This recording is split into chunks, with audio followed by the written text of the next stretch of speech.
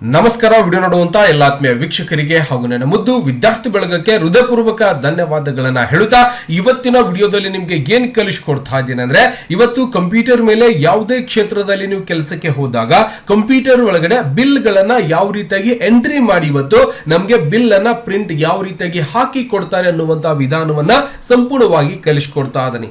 ಜೊತೆಗೆ ಇವತ್ತೇ ನೀವು ಫಸ್ಟ್ ಟೈಮ್ ಯೂಟ್ಯೂಬ್ ಅಲ್ಲಿ ನಾನ್ ಮಾಡುವಂತ ವಿಡಿಯೋ ನೋಡ್ತಾ ಇದ್ದೀರಾ ಅಂದ್ರೆ, ವಿಡಿಯೋ ಕೆಳಗಡೆ ಸಬ್ಸ್ಕ್ರೈಬ್ ಅನ್ನೋ ಬಟನ್ ಕಾಣಿಸ್ತಾ ಇದೆ, ಕೆಂಪು ಅಕ್ಷರ ಸಬ್ಸ್ಕ್ರೈಬ್ ಮಾಡ್ಕೊರಿ, ಬಾಜು ಒಂದು ಬೆಲ್ ಐಕಾನ್ ಗಂಟೆ ಬರ್ತದೆ, ಮೇಲಿನ ಗಂಟೆ ಬಾರಿಸ್ಬಿಟ್ರೆ ಸಾಕು. ನಾನ್ ಮಾಡೋತಾ ಈ ತರ ಪ್ರತಿಯೊಂದು ವಿಡಿಯೋಸ್ ಗಳ ಮಾಹಿತಿ ಏನಾಗುತ್ತೆ ನಿಮ್ಮ ಫೋನ್ ಮೇಲೆ ಮತ್ತೆ ನಿಮ್ಮ ಕಂಪ್ಯೂಟರ್ ಮೇಲೆ ನೋಟಿಫಿಕೇಶನ್ ಬರ್ತಾ ಇರತ್ತೆ. ನೀವು ಮನೆಯಲ್ಲೇ ಕುಳಿತುಕೊಂಡು ನಾನ್ ಮಾಡುವಂತಹ ಪ್ರತಿಯೊಂದು ವಿಡಿಯೋಸ್ ಗಳ ನೋಡೋ ಮುಖಾಂತರ ಇವತ್ತು ಕಂಪ್ಯೂಟರ್ ಶಿಕ್ಷಣ ಮತ್ತೆ ಇನ್ನಿತರ ಮಾಹಿತಿಗಳನ್ನು ಕೂಡ ಸಂಪೂರ್ಣವಾಗಿ ಕಲಿಬಹುದು ಸ್ನೇಹಿತರೆ.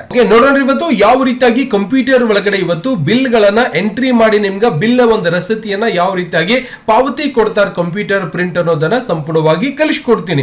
ಯಾವ ರೀತಿಯಾಗಿ ಎಂಟ್ರಿ ಮಾಡ್ತಾರ, ಯಾವ ರೀತಿಯಾಗಿ ಒಂದು ಬಿಲ್ ಅನ್ನ ತಯಾರು ಮಾಡ್ಕೋಬೇಕು, ಅದರಲ್ಲಿ ಯಾವ ರೀತಿಯಾಗಿ GST ಆಗಿರ್ಬೋದು, ಟೋಟಲ್ ಅಮೌಂಟ್ ಆಗಿರ್ಬೋದು, ಹೆಂಗ ಬಿಲ್ ರೆಡಿ ಮಾಡ್ತಾರ ಅನ್ನೋದನ್ನ ಸಂಪೂರ್ಣವಾಗಿ ಕಲ್ಕೊಂಡ್ಬಿಟ್ರಿ. ದಯವಿಟ್ಟು ವಿಡಿಯೋ ಸಮಾಧಾನದಿಂದ ಸಂಪೂರ್ಣವಾಗಿ ನೋಡ್ಬೇಕ. ಜೊತೆಗೆ ನಿಮ್ಮ ಮನಸ್ಸಿಗೆ ಏನಾದ್ರೂ ಹಿಡಿಸಿತ್ತು ಅಂದ್ರ, ಇಷ್ಟೊತ್ತನ ವಿಡಿಯೋ ನೋಡಿದ ನಂತರ ಏನಾದ್ರೂ ಕಲ್ತ್ರ ಒಂದು ಲೈಕ್ ಕೊಡ್ರಿ. ಹಂಗೆ ಈ ವಿಡಿಯೋ ಬ್ಯಾರೆದವ್ರು ಕಲೀಲಿ ನೋಡ್ಲಿ ಅಂತೇಳಿ ಮನೋಭಾವ ಇತ್ತು ಅಂದ್ರೆ ನಿಮ್ಮ ವಾಟ್ಸ್ಆಪ್ ಗ್ರೂಪ್ ಸ್ಟೇಟಸ್ ಒಳಗ ಅಲ್ಲಿ ಇಲ್ಲಿಟ್ಟು ಬ್ಯಾರೆದವ್ರಿಗೆ ಕಳಿಸ್ರಿ. ಪಾಪ ಮನ್ಯಾಗ ಕೂತು ಕಲೀಲಿ, ಅವರು ಕೂಡ ಕಂಪ್ಯೂಟರ್ ಮೇಲೆ ಎಲ್ಲರ ಕೆಲಸ ಸಿಕ್ತು ಅಂದ್ರೆ ನೌಕರಿ ಮಾಡ್ಲಿ. ಯಾಕಂದ್ರೆ ಎಲ್ಲರಿಗೂ ಒಂದು ಭಯ ಇರ್ತದ, ಕಂಪ್ಯೂಟರ್ ಕಲ್ತೀವಿ ಸರ ಹೆಂಗ ಕೆಲಸ ಕೊಡ್ತಾರೇನೋ, ಹೆಂಗ ಕೆಲಸ ಮಾಡ್ಬೇಕೇನೋ ಅಂತೇಳಿ ಒಂದು ಭಯ ಇದ್ದಿರ್ತದೆ ಎಲ್ಲರಿಗೆ. ಹಂಗಾಗಿ ಎಲ್ಲ ತರ ಒಂದು ಮಾಹಿತಿಯನ್ನ ನಿಮ್ಗೆ ಕಲಿಸ್ಕೊಡ್ತಾ ಇರ್ತೀನಿ. ಪ್ರತಿದಿನ ನೋಡಿ ಕಂಪ್ಯೂಟರ್ ಶಿಕ್ಷಣವನ್ನ ಕಲಿತಾ ಸ್ನೇಹಿತರೆ. ಓಕೆನಾ, ಮೊದಲಿಗೆ ನಾನು ಸಂಪೂರ್ಣವಾಗಿ ಮೈಕ್ರೋಸಾಫ್ಟ್ ಎಕ್ಸೆಲ್ ಅಲ್ಲಿ ಸ್ವಲ್ಪ ನಾನೇನ್ ಮಾಡ್ಕೊಂಡಿದ್ದೀನಿ, ಟೈಪ್ ಮಾಡ್ಕೊಂಡಿದ್ದೀನಿ. ಯಾಕಂದ್ರೆ ಓಕೆ ನೋಡಬಹುದು, ಓಪನ್ ಮಾಡ್ತಿದ್ದಾನೆ ಇಲ್ಲಿಂದ. ಸಂಪೂರ್ಣವಾಗಿ ಒಂದು ಡೆಲ್ ಇನ್ಫ್ರಾಸ್ಟ್ರಕ್ಚರ್ ಒಂದು ಪ್ರೈವೇಟ್ ಲಿಮಿಟೆಡ್ ಕಂಪನಿಯ ಒಂದು ಆ ರಸೀದಿ ಕೂಡ ಅಂದ್ರೆ ಒಂದು ಬಿಲ್ ಒಂದು ಫಾರ್ಮೆಟ್ ಅನ್ನ ನಾನು ತಯಾರು ಮಾಡಿ ಇಟ್ಕೊಂಡಿದ್ದೇನೆ. ಹೌದಾ, ಅಂದ್ರೆ ಒಂದು ಅಂಗಡಿಯದ ಒಂದು ಕಂಪ್ಯೂಟರ್ ಶಾಪ್ ಇದೆ, ಈ ಒಂದು ಶಾಪಿನ ಒಂದು ಬಿಲ್ ಅನ್ನ ನಾನು ಸಂಪೂರ್ಣವಾಗಿ ಮಾಡಿ ಇಟ್ಕೊಂಡಿದ್ದೇನೆ. ಹೆಂಗ್ ಮಾಡಿದೀನಿ ಅಂದ್ರೆ, ಮೇಲ್ಗಡೆ ಒಂದು ಕಂಪನಿ ಹೆಸರನ್ನ ಬರ್ಕೋರಿ, ಅದಾದ ನಂತರ ಅದರ ಅಡ್ರೆಸ್ ಅನ್ನ ಬರ್ಕೋರಿ, ಕೆಳಗ ಬಿಲ್ ಇನ್ವೆನ್ಸ್ ಅಂತ ಸಂಪೂರ್ಣವಾಗಿ ಬರ್ಕೋಬಹುದು. ಅದಾದ ನಂತರ ಬಿಲ್ ನಂಬರ್ ಅಂತ ಬರ್ಕೋಬೇಕು, ಅಂದ್ರೆ ಒಂದು ಫಾರ್ಮೆಟ್ ಅನ್ನ ತಯಾರು ಮಾಡ್ಕೋಬೇಕಾಗ್ತದೆ ನೀವು. ಹೌದಾ, ಬಿಲ್ ನಂಬರ್ ಅಂತ ಬರ್ತಿದ್ದೀನಿ, ನಂಬರ್ ಅವಾಗ ನೀವೇನ್ ಮಾಡ್ಬೇಕು, ಇಲ್ಲ ಒಂದು ಡಾಟ್ಸ್ ಇದೆ ಒಂದಂತ ಮಾಡ್ಕೊಂಡು ಇದನ್ನ ಕೆಳಗಡೆ ಜಕ್ಕೊಂಡ್ಬಿಡ್ರಿ. ಸೀರಿಯಲ್ ಆಗಿ ತಗೋಬೇಕಾಗಿತ್ತು ಅಂದ್ರೆ ಫಿಲ್ ಸೀರೀಸ್ ಅಂತ ಮಾಡ್ಕೊಂಡ್ಬಿಡ್ರಿ, ಆಟೋಮೆಟಿಕ್ ಸೀರಿಯಲ್ ಆಗ್ಬಿಡತ್ತೆ. ಜೊತೆಗೆ ನೇಮ್ ಆಫ್ ದ ಪಾರ್ಟ್ಸ್ ಇದು ಒಳಗಡೆ ಹೋಗಿದೆ ನೋಡಬಹುದು, ಇಲ್ಲಿಂದ ಈ ಒಂದು ಕಾಲಮಿನ ಒಳಗಡೆ ಹೋಗಿದೆ, ಕಾಣಿಸ್ತಾ ಇಲ್ಲ ನಮ್ಗೆ. ಅವಾಗ ನಾವು ಏನಾದ್ರೂ ಟೈಪ್ ಮಾಡಿದಾಗ ಇಲ್ಲಿ ಸಾಕಷ್ಟು ಅಕ್ಷರಗಳನ್ನ ಟೈಪ್ ಮಾಡಿದಾಗ ಏನಾಗಿರುತ್ತೆ, ಸುಮ್ನೆ ಈ ರೀತಿ ಹೊರಗೆ ಕ್ಲಿಕ್ ಮಾಡ್ರಿ ಏನಾಗ್ತದೆ, ಇಲ್ಲಿ ಸಪೋಸ್ ಇನ್ನೊಂದು ಟೈಪ್ ಮಾಡಿದ್ರೆ ಇದು ಒಳಗಡೆ ಹೋಗಿರುವಂತದ್ದು ನಮ್ಗೆ ಕಾಣಿಸೋದಿಲ್ಲ ಒಳಗೆ ಏನೈತೆ ಅನ್ನೋದು.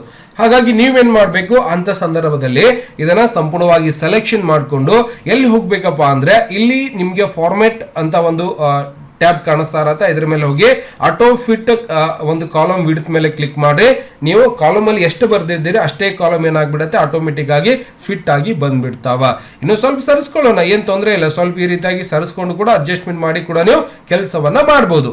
ಈಗೇನ್ ಮಾಡ್ಬೇಕಾಗಿದೆ, ಇದನ್ನ ಸರಿಯಾಗಿ ಸೆಲೆಕ್ಷನ್ ಮಾಡ್ಕೊಂಡು ಇಲ್ಲಿವರೆಗೆ ಮರ್ಜ್ ಸೆಂಟರ್ ಒಳಗೆ ತಗೋರಿ. ಇದನ್ನು ಕೂಡ ಸೆಲೆಕ್ಷನ್ ಮಾಡಿ ಮರ್ಜ್ ಸೆಂಟರ್ ಒಂದು ಬಿಲ್ ಅಂದ್ರೆ ಒಂದು ರಸೀದಿ ತಯಾರು ಮಾಡ್ಕೋಬೇಕು ಚಂದಾಗಿ, ಸುಮ್ನೆ ಹೆಂಗ್ ಬೇಕಾದಂಗೆ ತಯಾರು ಮಾಡೋದಲ್ಲ. ಅದಕ್ಕೂ ಒಂದು ಆಫೀಸ್ ಲೆವೆಲ್ ಆಗಿ ಅದನ್ನು ಕೂಡ ಒಂದು ಬಿಲ್ ಒಂದು ರಸೀದಿ ತರಾನೇ ಕಾಣಿಸ್ಬೇಕು.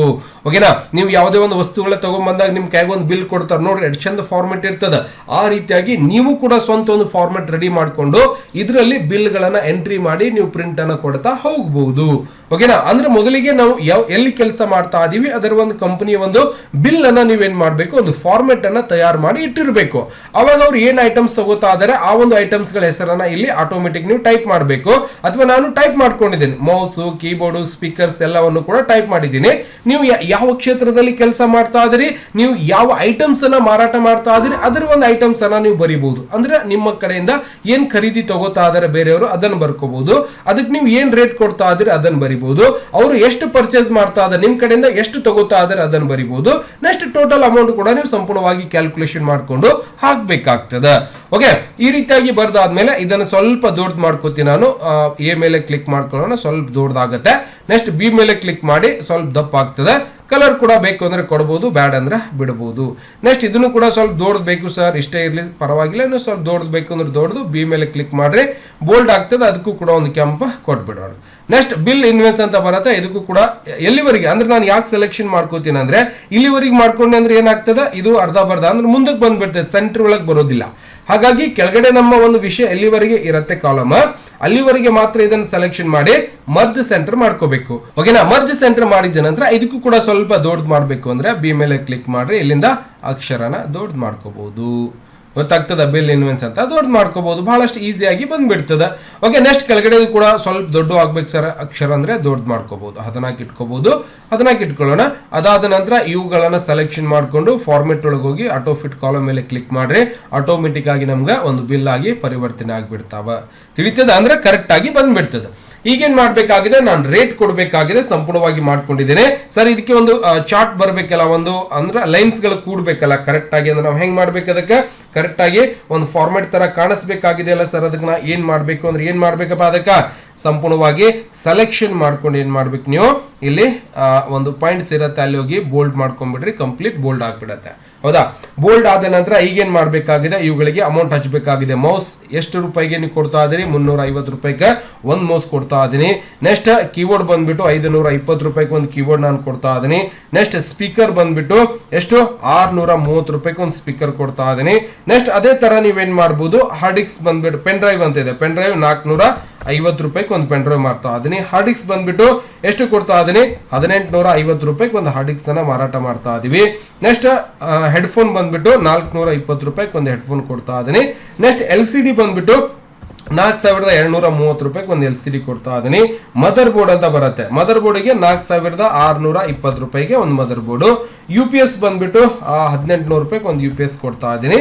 ನೆಕ್ಸ್ಟ್ ಅದಾದ ನಂತರ ರ್ಯಾಮ್ ಬಂದ್ಬಿಟ್ಟು ಒಂದು 600 ರೂಪಾಯಿಗೆ ಒಂದು ರ್ಯಾಮ್ ಅನ್ನ ಕೊಡ್ತಾ ಇದೀವಿ. ಹೌದಾ, ಈ ರೀತಿಯಾಗಿ ನಮ್ಮ ಒಂದು ಶಾಪಿನ ಒಂದು ರೇಟ್ ಅನ್ನ ನಾವು ಸಂಪೂರ್ಣವಾಗಿ ಮೊದಲಿಗೆ ಹಾಕೊಂಡಿರ್ಬೇಕ.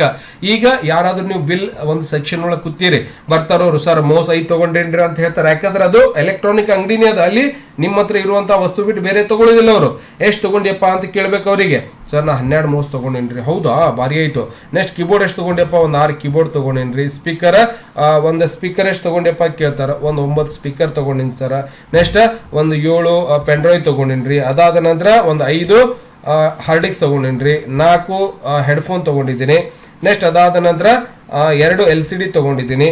ಮತ್ತೆ ಈ ರೀತಿಯಾಗಿ ನೀವು ಏನ್ ಮಾಡ್ಬೋದು, ಒಂದು ರೇಟ್ ಅನ್ನು ಅವ್ರು ಏನ್ ಹೇಳ್ಕೊಡ್ತಿರ್ತಾರೆ ಅದನ್ನ ಸಂಪೂರ್ಣವಾಗಿ ನೀವು ಹಾಕೊಂಡ್ಬಿಡ್ಬೋದು. ಓಕೆ, ಈ ರೀತಿಯಾಗಿ ನಾವು ಒಂದು ಕ್ವಾಂಟಿಟಿಯನ್ನ ಹಾಕೊಂಡಿದ್ದೀನಿ. ಇದರದ್ದು ಒಂದು ಅಮೌಂಟ್ ಅನ್ನ ಟೋಟಲ್ ಮಾಡ್ಬೇಕಾಗ್ತದೆ. ಬಹಳ ಸಿಂಪಲ್ ಆಗಿರುವಂತದ್ದು. ನೀವು ಯಾವುದೇ ಕ್ಷೇತ್ರದಲ್ಲಿ ಕೆಲಸ ಮಾಡಬೇಕಾಗಿತ್ತು ಅಂದ್ರೆ ಇಲ್ಲಿ ಫಾರ್ಮುಲಾನ ಬಳಕೆ ಮಾಡಿಕೊಂಡು ನೀವು ಕ್ಯಾಲ್ಕುಲೇಷನ್ ಅನ್ನ ಮಾಡ್ಕೊಂಡ್ಬಿಡ್ಬೋದು. ಓಕೆ, ಅವಾಗ ಹೆಂಗ್ ಮಾಡೋದ್ರಿ ಸರ್ ಅಂದ್ರೆ ಈಕ್ವಲ್ ಟು ಅಂತ ಫ್ರೆಶ್ ಮಾಡಬೇಕು. ಮಾಡಿದ್ದ ನಂತರ ಒಂದೇ ಸೆಕೆಂಡ್ ಇದರ ಒಂದು ಸೈಜ್ ಕೂಡ ನಾನು ಸ್ವಲ್ಪ ಸೆಲೆಕ್ಷನ್ ಮಾಡ್ಕೊಂಡು ಫಾಂಟಿನ ಸೈಜ್ ಆಟೋಮೆಟಿಕ್ 14 ಅಥವಾ ಒಂದು 14 ಸೈಜ್ ಅನ್ನ ದೊಡ್ಡ ಮಾಡ್ಕೋತೀನಿ. ಆಟೋಮೆಟಿಕ್ ಇಲ್ಲಿ ಏನಾಗ್ತದೆ, ಈಕ್ವಲ್ ಟು ಮಾಡಿ ಸ್ವಲ್ಪ ದೊಡ್ಡದು ಕಾಣಿಸುತ್ತೆ.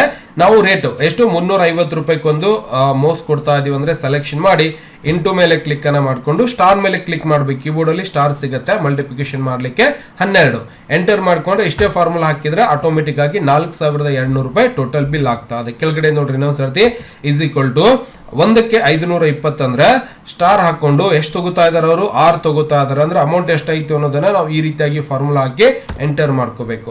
ಎಲ್ಲದಕ್ಕೂ ಫಾರ್ಮುಲಾ ಹಾಕ್ಬೇಕಂತೇನಿಲ್ಲ, ಒಂದಕ್ಕೆ ಹಾಕಿದ್ರೆ ಸಾಕು. ಕೆಳಗೊಂದು ಬ್ಲಾಕ್ ಒಂದು ಡಾಟ್ ಕಾಣಿಸ್ತದ, ಕಪ್ಪಗಂದ ಕರಿದೊಂದು ಗುಂಡಂದ ಚೌಕಂದ, ಅದ್ರ ಮೇಲೆ ಹೋಗ್ರಿ ಈ ರೀತಿಯಾಗಿ ಚಿಹ್ನೆ ಬರ್ಬೇಕು. ಹಿಂಗ್ ಬಂದ್ರೆ ಜಗ್ಬಾರ್ದ. ಮತ್ತ ಈ ರೀತಿಯಾಗಿ 2 ಕಡೆ 4 ಕಡೆ ಬ್ಲಾಕ್ ಆಗಿ ಬಂದಾಗ ಇದನ್ನ ಹಿಡಿದು ಪ್ಲಸ್ ಚಿಹ್ನೆ ಜಗ್ರಿ ಆಟೋಮೆಟಿಕ್ ರೊಕ್ಕ ಕ್ಯಾಲ್ಕುಲೇಷನ್ ಆಗಿ ಬಂದ್ಬಿಡ್ತದ. ತಿಳಿಯತೈತೆ ಹೇಳೋದು ಬಹಳ ಈಸಿ ಆಗಿರುವಂತದ್ದು. ಬಿಲ್ ಎಂಟ್ರಿ ಮಾಡಬೇಕಾಗಿತ್ತು ಅಂದ್ರೆ ಸುಮ್ಮನೆ ನಾವು ಯಾವ ರೀತಿಯಾಗಿ ಕೆಲಸ ಕೊಡ್ತಾರೆ ಅಂತ ಭಯ ಪಡ್ತಾ ಇರ್ತೀವಿ. ಬಹಳಷ್ಟು ಈಸಿಯಾಗಿ ಕಂಪ್ಯೂಟರ್ ಒಳಗ ಕೆಲಸವನ್ನ ನೀವು ಮಾಡಬಹುದು. ನೆಕ್ಸ್ಟ್ ಇಲ್ಲಿಂದ ಟೋಟಲ್ ಅಮೌಂಟ್ ಅನ್ನ ನಾನು ಬರಿಬೇಕಾಗಿದೆ, TOTAL ಟೋಟಲ್ ಅಮೌಂಟ್ ಅನ್ನು ನಾನು ಹಾಕೋಬೇಕು. ಟೋಟಲ್ ಹಾಕಿದ ನಂತರ ಏನ್ ಮಾಡಬೇಕಾಗಿದೆ, GST ಅನ್ನು ಕೂಡ ಇದರಲ್ಲಿ ಮೈನಸ್ ಮಾಡಬೇಕಾಗಿದೆ. ಎಷ್ಟು 18% GST ಅನ್ನು ನಾನು ಏನ್ ಮಾಡಬೇಕಾಗಿದೆ, ಇಲ್ಲಿ ತೆಗಿಬೇಕಾಗಿರುವಂತದ್ದು 18% GST ಅಂತ ಬರಿತೀನಿ. ಅದಾದ ನಂತರ ಮತ್ತೆ ತೆಗಿಬೇಕಾಗಿದೆ. GST ಆದ ನಂತರ ಗ್ರ್ಯಾಂಡ್ ಟೋಟಲ್ ಎಷ್ಟು ಅಮೌಂಟ್ ಆಯಿತು ಅನ್ನೋದು ಕೂಡ ನಾನು ಇಲ್ಲಿ ಹಾಕ್ಬೇಕಾಗ್ತದ. TOTAL ಗ್ರ್ಯಾಂಡ್ ಟೋಟಲ್ ಅಮೌಂಟ್ ಇಲ್ಲಿ ನಾವು ಕ್ಯಾಲ್ಕುಲೇಷನ್ ಮಾಡಿ ಹಾಕೋಬೇಕಾಗ್ತದ. ತಿಳಿಯತೈತೆ ಹೇಳೋದ. ನೆಕ್ಸ್ಟ್ ಹಂಗಂದ್ರೆ ಹೆಂಗ್ ಹಾಕ್ಬೇಕ್ರಿ ಸರ್ ಅಂತೇಳಿ ಕನ್ಫ್ಯೂಸ್ ಆಗ್ಬೇಡ್ರಿ, ಬಹಳ ಈಸಿ ಅದ. ಹೆಂಗ್ ಮಾಡ್ಬೇಕು, ಇವುಗಳಿಗೆ 2 ಮರ್ಜ್ ಮಾಡ್ಕೊಂಡ್ಬಿಡ್ತೀನಿ, ಸ್ವಲ್ಪ ಚಂದ ಕಾಣಿಸ್ತಾವ. ಓಕೆ, ಮರ್ಜ್ ಸೆಂಟರ್ ಅಂದ್ರೆ 2 ಲೈನ್ ಸೇರಿ ಸೆಂಟರ್ ಒಳಗೆ ತಗೋತಾ ಅದೀನಿ, ಮರ್ಜ್ ಸೆಂಟರ್. ಓಕೆ, ಈ ರೀತಿಯಾಗಿ ಆಯ್ತು. ಈಗೇನ್ ಮಾಡ್ಬೇಕಾಗಿದೆ, ಒಂದು ಫಾರ್ಮುಲಾವನ್ನ ಹಾಕೋಬೇಕಾಗಿದೆ. ನಾವು ಹೆಂಗ್ ಹಾಕೋಬೇಕಪ್ಪ ಅಂದ್ರೆ ಟೋಟಲ್ ಮಾಡ್ಬೇಕಲ್ಲ, ಅವಾಗ ಸೀದಾ ಇದನ್ನ ಹಿಡಿದು ಕೆಳಗಡೆ ಜಗ್ ಬಿಡ್ರಿ, ಇಲ್ಲಿಂದ ಆಟೋ ಸಮ್ಮತ್ ಇರ್ತದ, ಇದರ ಮೇಲೆ ಕ್ಲಿಕ್ ಮಾಡ್ರಿ, ಆಟೋಮೆಟಿಕ್ ಆಗಿ ಅಲ್ಲಿ ಕ್ಯಾಲ್ಕುಲೇಷನ್ ಆಗಿ ಬಂದ್ಬಿಡ್ತದೆ. ಈಗ ಇದರ ಒಳಗೆ ನಾನೇನ್ ಮಾಡ್ಬೇಕಾಗಿದೆ, 18% GST ಅನ್ನ ತೆಗಿಬೇಕಾಗಿದೆ. ಅವಾಗ ಹೆಂಗ್ ಮಾಡ್ಬೇಕಪ್ಪ ಅಂದ್ರೆ = ಫ್ರೆಶ್ ಮಾಡ್ಕೊಂಡು ನೀವು ಟೋಟಲ್ ಅಮೌಂಟ್ ಮೇಲೆ ಕ್ಲಿಕ್ ಮಾಡಿ ಏನ್ ಮಾಡ್ಬೇಕು, ಟೋಟಲ್ ಅಮೌಂಟ್ ಮೇಲೆ ಕ್ಲಿಕ್ ಮಾಡಿದ ನಂತರ ಸ್ಟಾರ್ ಹಾಕಿ ಎಷ್ಟು ಪರ್ಸೆಂಟೇಜ್ ತಗೋಬೇಕಾಗಿದೆ, 18% GST ಕಟ್ ಮಾಡಬೇಕಾಗಿದೆ. ಎಷ್ಟಕ್ಕ 100ಕ್ಕೆ 18% GST ಗೆ ಕಟ್ ಆಗ್ತಾ ಇದೆ. ಇದನ್ನ ಎಂಟರ್ ಮಾಡ್ಕೊಂಡ್ರೆ ಸಾಕು, 12,745 ರೂಪಾಯಿ ಏನಾಯ್ತು GST ಕಟ್ ಆಗ್ಬಿಡ್ತು. ಈ ರೀತಿಯಾಗಿ ಮೇಲ್ಗಡೆ ಫಾರ್ಮುಲಾ ಕಾಣಿಸ್ತಿರ್ತದೆ, ಇಲ್ಲಿ ನೋಡಬಹುದು. ಈ ರೀತಿಯಾಗಿ ಫಾರ್ಮುಲಾ ಹಾಕೊಂಡಾಗ ತಿಳಿತಾ ಟೋಟಲ್ ಅಮೌಂಟ್ ಅಲ್ಲಿ ನಾನು GST ಅನ್ನು ಅಪ್ಲೈ ಮಾಡಿದ್ದೀನಿ. ಈಗ ಏನ್ ಮಾಡ್ಬೇಕಾಗಿದೆ, GST ಗೌರ್ಮೆಂಟ್ ಗೆ ಕಟ್ ಆಗಿ ಅವ್ರು ಎಷ್ಟು ಅಮೌಂಟ್ ನಿಮ್ಗೆ ಕಟ್ಟಬೇಕು ಅಂದ್ರೆ ನೀವು ಕಸ್ಟಮರ್ ಹತ್ರ ಎಷ್ಟು ಅಮೌಂಟ್ ತಗೋಬೇಕು ಅನ್ನೋದು ಕೂಡ ನಾವಿಲ್ಲಿ ಸಂಪೂರ್ಣವಾಗಿ ಹಾಕೋಬೇಕಾಗತ್ತೆ. ಟೋಟಲ್ GST ಆಯ್ತು, ಗ್ರ್ಯಾಂಡ್ ಟೋಟಲ್ ಅಮೌಂಟ್ ಎಷ್ಟಾಗ್ತೈತೆ ಅನ್ನೋದನ್ನ ನಾವಿಲ್ಲಿ ಕ್ಯಾಲ್ಕುಲೇಷನ್ ವನ್ನ ಮಾಡ್ಕೋಬೇಕಾಗಿರುವಂತದ್ದು. ಓಕೆ, ಅವಾಗ ನಾನು ಏನ್ ಮಾಡ್ತೀನಿ ಅಂದ್ರೆ ಗ್ರ್ಯಾಂಡ್ ಟೋಟಲ್ ಯಾವ ರೀತಿಯಾಗಿ ಕಂಡು ಹಿಡಿಬೇಕಪ್ಪ ಅಂದ್ರೆ ಟೋಟಲ್ ಒಳಗ ಇಲ್ಲಿ GST ಮೈನಸ್ ಮಾಡ್ಕೊಂಡ್ರೆ ಗ್ರ್ಯಾಂಡ್ ಟೋಟಲ್ ಬಂದ್ಬಿಡ್ತದೆ. = ಪ್ಲಸ್ ಮಾಡ್ಬೇಕು, = ಹಾಕಿದ ನಂತರ ಟೋಟಲ್ ಅಮೌಂಟ್ ಮೇಲೆ ಕ್ಲಿಕ್ ಮಾಡ್ರಿ, ಮೈನಸ್ GST ಮೇಲೆ ಕ್ಲಿಕ್ ಮಾಡ್ಕೋರಿ. ಅದಾದ ನಂತರ ಇದ್ರೊಳಗ ಮೈನಸ್ ಅಲ್ಲಿ ಕಳೆದ್ ಬಿಡ್ತದೆ, ಎಂಟರ್ ಮಾಡ್ಕೋರಿ. ಆಟೋಮೆಟಿಕ್ ಆಗಿ ನಮ್ಗ GST ಕಟ್ ಆಗಿ ಗ್ರ್ಯಾಂಡ್ ಟೋಟಲ್ ಎಷ್ಟಾಯ್ತು, 58,664 ರೂಪಾಯಿ, 58,064.2 ರೂಪಾಯಿ ಏನಾಯ್ತು ಟೋಟಲ್ ಅಮೌಂಟ್ ಅನ್ನ ನಮ್ಗಾಗಿ ಬಂದ್ಬಿಡ್ತದೆ. ಇದನ್ನೇ ಸಂಪೂರ್ಣವಾಗಿ ಸೆಲೆಕ್ಷನ್ ಮಾಡ್ಕೋರಿ. ಇಲ್ಲಿನೂ ಕೂಡ ಟ್ಯಾಬ್ ಹಾಕೊಂಡು ನೀವೇನ್ ಮಾಡಬಹುದು, ಈ ರೀತಿಯಾಗಿ ಒಂದು ಫಾರ್ಮೆಟ್ ಅನ್ನ ತಯಾರು ಮಾಡಿಕೊಂಡು ಬಿಲ್ ಗಳನ್ನ ಬಹಳಷ್ಟು ಸುಗಮವಾಗಿ ನೀವೇನ್ ಮಾಡಬಹುದು, ಎಂಟ್ರಿಯನ್ನ ಮಾಡುವಂತದ್ದನ್ನ ನೀವು ಸಂಪೂರ್ಣವಾಗಿ ಕಲಿಯಬಹುದು. ಹಾಗಾದ್ರೆ ಇದು ಇಲ್ಲಿವರೆಗೂ ಇರ್ಬೇಕು ಸರ್ ಅಂದ್ರೆ ಇದ್ರ ಒಳಗಡೆ ಇರುವಂತದನ್ನ ಮರ್ಜ್ ಸೆಂಟರ್ ಮಾಡ್ಕೊಳ್ಳೋಣ, ಲೈನ್ ಕಾಣಿಸಬಾರ್ದು. ಈಗ ಇದನ್ನ ಕಂಪ್ಲೀಟ್ ಟೋಟಲ್ ಆಗಿ ಒಂದು ಬಾಕ್ಸ್ ಹಾಕೊಂಡ್ಬಿಡ್ರಿ, ಆಟೋಮೆಟಿಕ್ ಆಗಿ ಒಂದು ಬಿಲ್ ನಮ್ಗ ರೆಡಿ ಆಗ್ಬಿಡ್ತದೆ. ತಿಳಿತೈತಿ? ಇದನ್ನ ಪ್ರಿಂಟ್ ಪ್ರಿವ್ಯೂ ಒಳಗೆ ಹೋಗಿ ನೋಡ್ರಿ, ಬಿಲ್ ಯಾವ ರೀತಿಯಾಗಿ ಆಗಿರುತ್ತೆ ಅನ್ನೋದು ಕೂಡ ನಿಮ್ಗೆ ಕಾಣಿಸ್ಬಿಡ್ತದೆ. ಇದನ್ನ ಸೀದಾ ನೀವೇನ್ ಮಾಡಬಹುದು, ಪ್ರಿಂಟ್ ಕೊಡಬಹುದು. ಇದನ್ನ ಸಂಪೂರ್ಣವಾಗಿ ನಿಮ್ಗೆ ಪ್ರಿಂಟ್ ಆಗಿ ಬಂದ್ಬಿಡ್ತದೆ. ಎಲ್ಲೇ ಕೆಲಸ ಮಾಡಿದ್ರು ಕೂಡ ನೀವು ಈ ರೀತಿಯಾಗಿ ಒಂದು ಫಾರ್ಮೆಟ್ ಅನ್ನ ರೆಡಿ ಮಾಡ್ಕೊಂಡು ಇಲ್ಲಿ ಕ್ಯಾಲ್ಕುಲೇಷನ್ ಮಾಡ್ಕೊಂಡು ಈ ರೀತಿಯಾಗಿ ನೀವು ಟೋಟಲ್ GST ಅನ್ನ ಅಮೌಂಟ್ ಹಾಕಿ ನೀವೇನ್ ಮಾಡಬಹುದು, ಆ ಒಂದು ಬಿಲ್ ಅನ್ನ ಎಂಟ್ರಿ ಮಾಡಿಕೊಂಡು ಅಥವಾ ಬಿಲ್ ಎಂಟ್ರಿ ಮಾಡುವಂತದನ್ನ ನೀವು ಸಂಪೂರ್ಣವಾಗಿ ಕಲ್ಕೊಂಡ್ಬಿಡ್ಬೋದು. ಬಹಳಷ್ಟು ಈಸಿ ಆಗಿದೆ, ಎಲ್ಲರೂ ಕೂಡ ಮಾಡಬಹುದು. ಇವುಗಳಿಗೆ ಸ್ವಲ್ಪ ಸೆಲೆಕ್ಷನ್ ಮಾಡ್ಕೊಂಡು ಬೋಲ್ಡ್ ಮಾಡ್ಕೊರಿ, ಸ್ವಲ್ಪ ಚಂದ ಕಾಣಿಸ್ತಾವ. ಅಲೈನ್ಮೆಂಟ್ ಈ ಕಡೆನೆ ಮಾಡ್ಕೊಂಡ್ಬಿಡೋಣ.